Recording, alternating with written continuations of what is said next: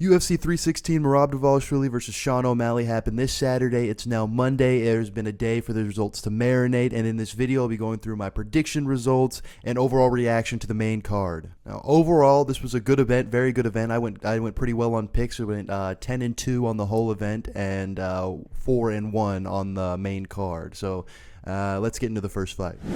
All right, the first fight: Vicente Luque versus Kevin Holland. Clap it up, ladies and gentlemen. Kevin Holland actually tried in a UFC fight, and he actually won and defeated someone who he should beat. And it actually puts him back into the welterweight rankings, and it's just a good day.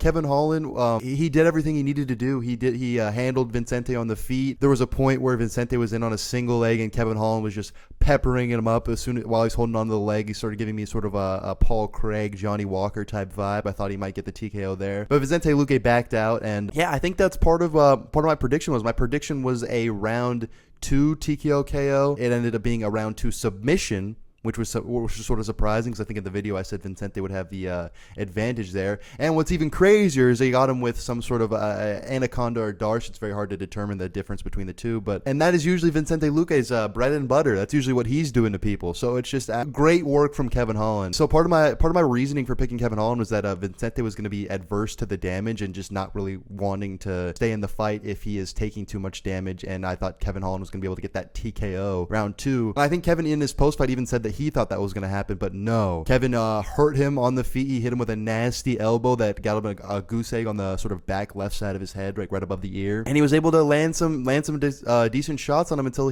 round 2 gets the submission. It was beautiful. It was a beautiful thing to watch, and it gave me hope that Kevin Holland could actually do something in welterweight. I've always said this is where he needs to stay. He needs to stay at welterweight. I know he just wants to be so active, and he's able to do that by bouncing between welterweight and middleweight. But he does so much worse at middleweight. He's much more likely to get manhandled up a weight class, but when he's down in welterweight, he has all the physical advantages. He's got that reach advantage, the striking advantage, and really good underrated ground game. I mean, I was underrating it in my prediction for this fight. He gets it done by submission. It's just amazing. I'm actually so genuinely happy. And in his post fight, you know what he said? He said he's staying at welterweight, and he called out Colby Covington. I mean, what more can you ask for? He won his fight. He got the finish. He said he's staying at welterweight, and he called out washed Colby Covington, and even said that he wants an old washed Colby Covington because it'd be an easy fight. And I think it would be an easy fight for Kevin Holland. So nothing but brightness in the future of Kevin Holland if he sticks to his word and tries to go up those welterweight rankings, which I think there's some fun matchups. And if Kevin Holland's trying, I mean, he went to a decision with Jack Della, and it was close. It was close. Kevin definitely could have won that fight. Not like he could have won on the scorecards, but had a few things played out differently. He could have got the decision there. So yeah, I'm glad that Kevin Holland is staying at welterweight, and it's just nothing but positive stuff in the future for Kevin Holland at welterweight. I mean, I'm seeing top matchups. I mean, he gets through Colby Covington. He's like 2 or 3 fights away from a title. I mean, this might be the Kevin Holland title run. We might be looking at the Kevin Holland title run, which is just absolutely insane to say. But on the flip side of this, Vicente Luque knocked out of the rankings probably. I mean, we'll see tomorrow on Tuesday what they do with the rankings. Vicente was ranked 14, and Kevin Holland's going to be taking that spot. I don't imagine that he's going to stay at 15. I imagine he'll get bumped out of the rankings and maybe be a stepping stone like they attempted to do with Themba Gorimbo. He didn't look like he was fully out of it, like he's completely done. It looked like Kevin just had like a really good fight, but there was moments where you see that aversion to damage Vicente Luque has. He's not really willing to take the damage that he used to, and he's young too. He's 31, so I mean, it's not like it's time for him to call it a career. He's probably got some fun fights, make some more money, make some more bread before he gets out of here. But I don't see any more main card on a pay-per-view slots for Vicente Luque. This is probably time for him to take a step down and do some fight nights maybe, or end up on the prelims of another pay-per-view. Sucks for Luque. He took some damage. He didn't look horrible, so there's that. He doesn't look done. But yeah, as far as getting back into the rankings and doing anything significant there, it's not looking too good for Vicente. I mean, one fighter to rise, another has to fall. Kevin Holland rises, Vicente Luque falls. Let's move on to the next fight. The second fight on the main card, the second fight we'll be talking about, Mario Bautista versus Patchy Mix. Now, biggest takeaway of this, before I even say anything, no other promotion compares to UFC. I am never betting on another fighter from a different promotion to do anything in the UFC. Patchy Mix looked awful. He looked horrible in this fight. Mario Bautista just styled on him for the first 2 rounds. Not even close. Not even close at all. Patchy Mix did nothing the first 2 rounds. The third one was a bit closer, but I had Mario Bautista winning all 3 rounds. And I picked Patchy Mix. I thought that his wins outside of the promotion against some names that, you know, you got to just not just know the UFC to know these guys. I thought Horiguchi and Magomedov, 2 main ones, and Sergio Pettis as well were decent wins. But it doesn't mean anything. What we're learning, it doesn't mean jack shit what you did in Bellator, what you did in the PFL, what you did in Ryzen. It doesn't mean anything. You're not in the UFC. I will never bet on someone outside the UFC again. Mario Bautista looked great though. I mean, it wasn't just that Patchy Mix looked terrible. Mario Bautista looked amazing. I mean, the only thing he didn't do to redeem himself from his last performance was get the finish, but he kept it on the feet the whole time, was active the whole time, and absolutely styled on Patchy Mix on the feet. It wasn't even close. I mean, but to be fair, Patchy Mix looked awful. I mean, Mario Bautista looked good and Patchy Mix looked awful, and it was very evident in the fight. It was one-sided, and it was yeah. But Patchy Mix, he was fighting like the UFC 5 sparring partner on easy mode, in career mode, you know? It looked like he was just standing there and letting Mario Bautista try whatever he wanted on him. Work out your combos, you know? I'm just going to stand here. Occasionally put a little resistance up, you know, but he didn't look good at all. He looked rusty, and by rust I mean literally he looked like the Tin Man in The Wizard of Oz. He needed some oil on those joints, man. What was going on with that? He didn't move his head at all. He attempted let's see, takedowns 0 of 1. I had him attempting 2. I think there was 2 moments where I feel like he went for a takedown, and that's what's absolutely insane about this, and what I was frustrated with when I was watching it is, wow, the whole first round you just got beat the hell up on the feet. You didn't try a takedown. It didn't cross your mind, maybe I should try to take this to the ground, even if you can't do it, at least go for it. I mean, this wouldn't be so bad if Patchy Mix didn't talk so much shit before the fight and be so cocky. I mean, it's a good thing he's trying to promote it, but he said title shot next. He's the best bantamweight in the world. He submits Sean Omalley, Merab. He submits all those guys. He's better than him. He's trained with Merab. Blah, blah, blah, blah, blah, blah, blah. You got fraud checked by Mario Bautista.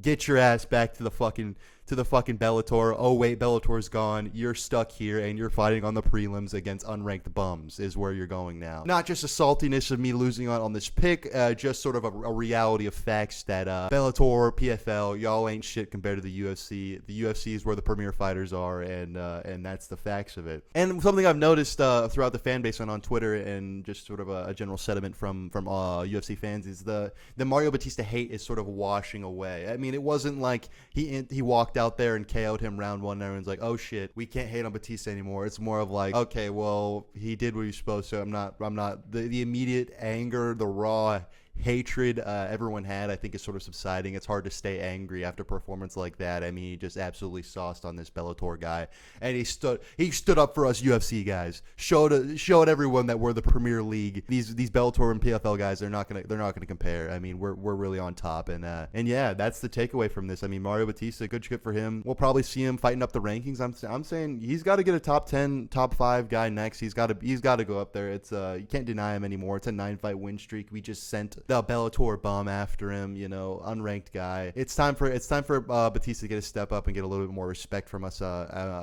fans here. I mean, it's a nice little streak he's gonna be on now. I think it's a 9-fight win streak. Jose Aldo's in there now. He's got Patchy Mix on his resume. I mean, it doesn't really mean shit now. I mean, it doesn't mean as much as we thought it would before the fight because of his performance in there was just awful. But Mario Batista going up. I mean, bantamweight's pretty fun right now. We'll get to the main event, but yeah, bantamweight's pretty fun right now. Mario Batista going up, and yeah, that's it for that fight. Let's get on to the next one. The third fight on the card: Kevin Gastelum versus Joe Pyfer.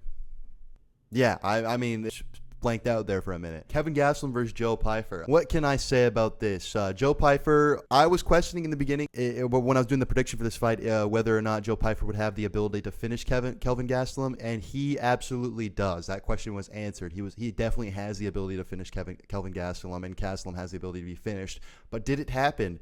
No, it did not. Joe Pyfer absolutely smokes him round one with a right hand, I believe it was, dropped him bad. I was thinking, oh, well, this is it. I was wrong to even consider this fight going to decision, and then it sort of just fizzled. I mean, Kevin Gastelum's just built different, all right? He's just absolutely built different. He has the stocky Mexican build where you just can't get KO'd. He's sort of like a lawn top type of fighter. I mean, Kelvin Gastelum was something at one point in middleweight, which is it's so insane to see how his career is going now, that he went life or death with Israel Adesanya in an amazing fight and definitely could have won that fight minus one bad takedown after hurting Izzy. So it's just absolutely insane that Kelvin was at the top and could have held the belt at middleweight just to see where it's going. But Joe Pyfer looked legit. I mean, it was a pretty good fight. I mean, the excitement sort of fizzled away after the knockdown in round one, and then I believe he got a knockdown in round two. So the excitement sort of fizzled away after that. He just went into a regular performance. Kelvin Gastelum sort of got back into the fight, and it ended up going to decision. I had this at Joe Pyfer a round 3 TKO. I thought he would break him, and it could have happened. I mean, it could have happened. I don't think it was a terrible pick, but I should have stuck with my decision pick and just realized Joe Pyfer's going to do the same thing. You know, he's not going to adjust. He didn't adjust. I think round 3. By the time it was round 3, he just sort of kept doing the same thing. He didn't drop him again because Kelvin adjusted and was more defensively responsible and worked his way back into the fight a little bit. But good on Joe Pyfer. I mean, this is what you, besides getting the KO, this is what you want to do, is you show your levels ahead of Kelvin Gastelum, which is a good sign, you know. Joe Pyfer's probably, I'm thinking one fight, and then he's looking at ranked opposition again. Give him another shot at that. I know the Jack Hermanson loss is still fresh in our minds. But yeah, funny thing, in his interview, he called out or at least acknowledged all of the nicknames he's gained after his Mexico incident. The Body Cam Pyfer, which is my favorite.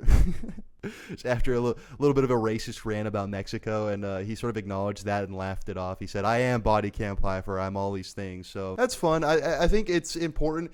My biggest thing about Joe Pyfer is I disliked him because of he has a weird ego. He's always on the defensive. He feels like everything is shit talk towards him, and he really can't take a joke. But there's some character growth, some character development after this fight, so I'm happy about that. You know, it makes me a little bit more okay rooting for Joe Pyfer, just because to see he was acknowledging that and laughed it off. But yeah, good for Joe Pyfer. I mean, now Joe Pyfer's 1-1 with Mexico as a whole. You know, he got TKO'd by Mexican food last event, and then he dominates Kelvin Gastelum, so that leaves him 1-1 with Mexico. Good on him. I mean, maybe we'll see the trilogy match at some point.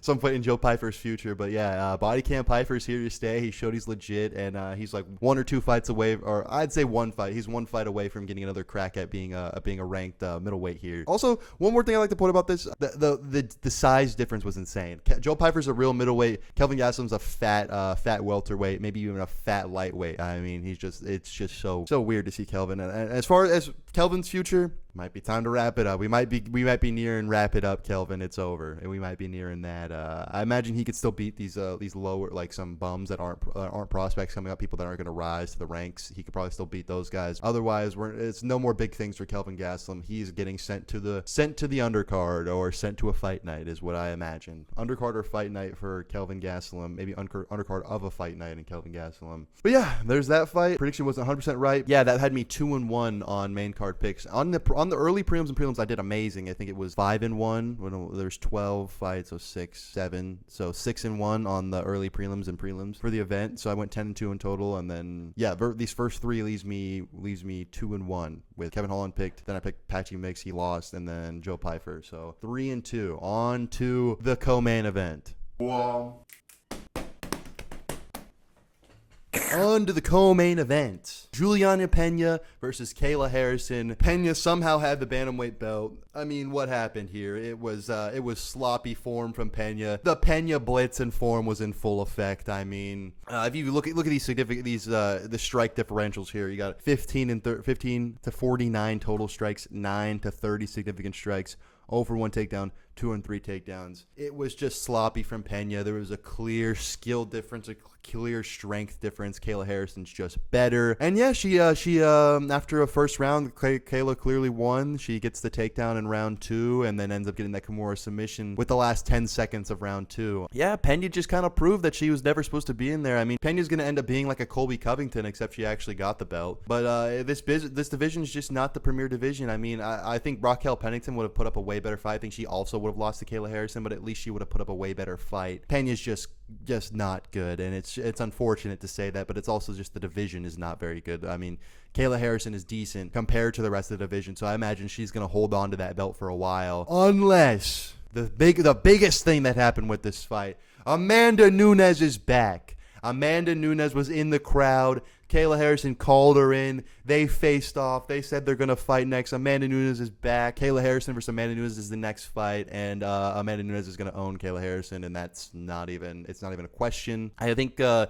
UFC wasn't even really prepared for this. They had Amanda Nunes there, but I don't think they were prepared for this because I think in the post-fight, Dana mentioned that Amanda Nunes is not even in the testing pool. So this fight is at least 6 months out for her to get in. I think you need 6 months of testing before you're able to actually compete. That's the next fight. I mean, no one's going to be complaining. I mean, no fights are going to happen that we're like, oh wow, this gal, this 135 gal, this Raquel Pennington, this Ketlin Vieira really just earned their title shot there, and it'd be an absolute shame if we didn't see them fight for the belt now. Nothing like that's going to happen anytime soon, so I don't think it's anyone's going to be complaining about this division being on ice for at least half a year, maybe more, for the Amanda Nunes Kayla Harrison fight, because that is the biggest fight in bantamweight that you can make. There's no question about it. Any Nunes fight is the biggest fight in bantamweight you could make. But I have a feeling, I kind of see this, or I'm feeling like an oracle. I get a premonition right here. Amanda Nunes is going to dominate Kayla Harrison and then leave again. And then it's just going to be like, oh, well, bantamweight's dead forever. Nunes just came back, showed us that she owns the division, and left. I think maybe Nunes will just do this for until she's 40, you know? Just sit around until someone of decent skill shows up in 135. They win the belt, and Nunes is like, all right, I'm going to come show you what's up real quick. Come show you that I own this shit, that she runs this shit. Yeah, Amanda Nunes versus Kayla Harrison's next, and Nunes will probably own Harrison. But for now, good on Kayla Harrison. I mean, she's nice. I mean, there's all the jokes about her being on roids. I mean, she looks like she's on roids, but I mean, she's a nice person, so we can be happy with that. She's not delusional either. Pena was delusional, and I'm happy to be rid of her as the champion. I think she needs to be quiet now, and there's not really much she can say. She can't be like, cope, delusion. There's no delusion or cope about this. Anything she says at this point is rage bait. I mean, most of her things she says in her career is rage bait, but I think that she says at this point will be absolute rage bait. Pena's gone. I mean, she could stick around and try to, if Nunes wins, I imagine she'll be in the crowd yapping about how it's 1-1 and they need to go for a third, and then Nunes will just silence her by not acknowledging it and then quitting. So there's that division. This division either just got a resurgence. If Kayla Harrison somehow beats Nunes, then wow, we got a new queen of 135, and we can watch Kayla Harrison whip on all the bums in 135 for the foreseeable future. Or what will most likely happen is Nunes finishes the division forever, and by smoking Kayla Harrison and being like, well, that's it. No one cares anymore. The belt's vacant. We're looking at Pennington versus somebody for the vacant belt, probably Pennington Harrison. So yeah, there's that. Yeah, Kayla Harrison, good shit for Kayla Harrison. Onto the main event. It's hot.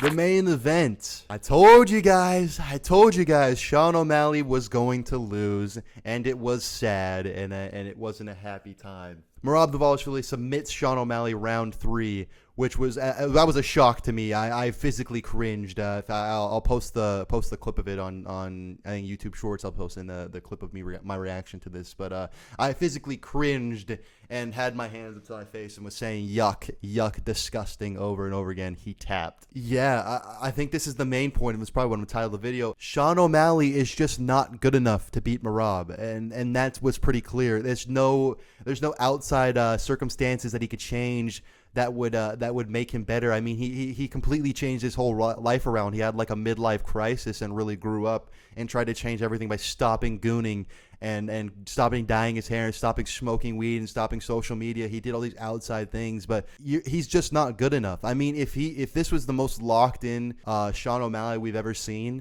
he got dominated. I mean, he didn't really make any adjustments from the first fight. The only slight difference I noticed was that he was a bit more aggressive, just a little bit more aggressive. I noticed that in certain moments in round 1 and round 1 and 2. And then also he had a bit more urgency to not accept bottom position. He was trying to get back to his feet a lot lot more than he did in the first fight. But that ultimately is what got him submitted. I mean, he in the third round he gets taken down and he tries to roll onto his knees and pop back up, and Merab suddenly developed a finishing capability and jumped on his neck and submitted him with it was a night of a weird choke. It was like an Ezekiel choke or north-south choke. It's there's some debate on it. Merab was even asked what choke it was in the end. He said, I don't know the name, I just hit this choke. Well, that's real goat shit from Merab. Yeah, we're looking at the bantamweight goat here, guys. I mean, I don't see anybody at 135 beating Merab. If anything, it's going to be Umar in a rematch. I don't see Corey Sandhagen beating him. I see him giving him more trouble than O'Malley, but he's probably not going to win that fight. Merab's just better than O'Malley, and that's as simple as that. And also, he lost aura. He lost all his aura. Sean Omalley is auraless now. I mean, what was that walkout song? I literally started playing Superstar early on the stream and was rudely awoken with proud to be an American. He was on his knees sucking Trump dick, and then he lost. He got submitted and lost for it. So I mean, it just was insane. It was not the Sean Omalley we're used to. I don't know what he does from here. He said he wants to fight till he's 37, so we got like 6 or 7 years left of O'Malley fights, but I don't know. There's rumor that he goes up to 145. I don't really see it. I mean, there's some better fights from him. I mean, maybe you give him an Arnold Allen. He'd have a fun scrap with that at 135, maybe 145. I imagine he'd give a good fight to Yair. It'd be a fun fight to watch. There's some fun fights at 145, but as far as winning a belt at 145, not going to happen. He's not going to beat Volkanovski. Simple as that. He's not going to beat Movsar Evloev. He's not going to beat. I don't even think he beats Aljamain in a rematch at 145. It's just not happening. He's not beating those guys. He's simply not good enough unless he goes and really changes or add some tools to his toolkit, add some ground game, add some anti-wrestling. He needs something else. This style that he's got it to the top with and he actually won the belt with it's not sustainable. It's not something where you could be a dominant champion for years just with flashy KOs and flashy striking. I mean, once you run into a Merab, it's over. I mean, I think Aljamain, the first fight was sort of a bit of I don't want to call it a fluke, but almost a fluke. I think Aljamain probably beats him 4 out of 5 times, and what we saw was the 5th time against him for when it was him versus Aljamain. I'm a huge O'Malley fan, though. I want to point that out. I'm a huge O'Malley fan. I don't hate on O'Malley at all, but it's just he's just simply not good enough to beat Merab, and it's not going to happen again. I doubt he fights any contenders at 35. He kind of leapfrogged a lot of them. I think maybe O'Malley versus a Song Yadong is a winnable fight. He could win that. O'Malley versus Petr Yan rematch. I think that's the one that we're really missing out on is an O'Malley versus Petr Yan rematch, 5 rounds. That's what I want to see. Those are more winnable fights for him, but the top guys, Umar and Merab, will beat him every time. I don't see him winning. It's literally just can he catch him, and it was just like that with Aljamain. It was can he catch him, and he did, and he caught him, and he got the belt. So O'Malley, I think, was destined to be a Dustin Poirier type of fighter, one of those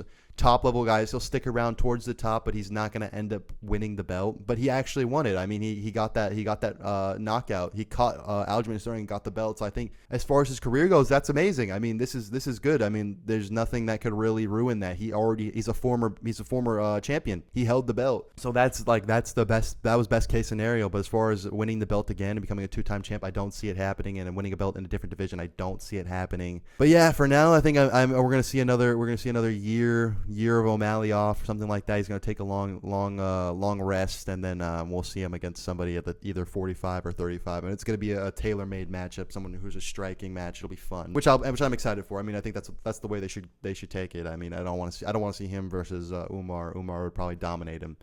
So yeah, and then Merab, the bantamweight GOAT. The sky's the limit. He's fighting Corey Sandhagen next, that's for sure. I don't want to see the Umar rematch right away. Umar needs to go back and get a win. I think he's booked in October anyway, so we'll see Umar probably beat Song Yadong or somebody they're gonna match him up with. He'll beat them, and then we'll see the rematch after Merab beats Sandhagen. But it's looking like Merab's gonna hold this belt for a long time. It's looking like Merab owns this division, and he's creeping up the all-time GOAT list, and he's probably the bantamweight GOAT. His resume is just absolutely insane. It's not comparable. No one has even a close to what the resume that Merab has. It's just absolutely insane. So, and he got to finish this time. So there's really no complaints on there. It's either O'Malley's urgency to get up just opened up that opportunity for Merab, or Merab's dialing it in and might become a finisher all of a sudden. You know, if we just start to see Merab finishing these guys in division, it's over. It's over for everyone if Merab starts getting that sense to get the finish in the fight. So that was the event. Amazing event. I mean, it was pretty damn good. It was pretty damn good event. We saw finishes in the main and co-main. The prelims were fun. The early prelims were fun. Even the fights on the main card, there were no boring fights. Gastelum versus Piper got a little bit boring towards the end, but there's 2 knockdowns at the beginning and almost got the finish. So it wasn't a boring main card at all. The prelims and early prelims were fun. We saw a beautiful check left hook KO from the new Korean Zombie, or little Korean Zombie, Sung Woo, or let me actually look here. From Yu Ju Sang. He trains with Korean Zombie. It's fun. Kill and Sal Kid showed that he's legit. Azmat Mirzakhanov got a KO over Ribeiro, expected. Joshua Van put on a banger fight. I mean, Joshua Van's just absolutely amazing to watch. I ended up going 10-2 for the whole event. The only 2 fights I called wrong was Gustafsson versus Kailas Williams, and yeah, Gustafsson beat him there, just absolutely overwhelmed him. And then Patchy mixed with Mario Batista. So it was a good event for me. Good event overall. Yeah, Merab's the bantamweight GOAT. I mean, that's about it. This week we have a great fight night coming up, Buckley versus Usman, which is pretty damn good. I'm excited for that. So watch out for the prediction video coming in this Thursday. And like and subscribe for more content, and I'll see you guys all at the next event.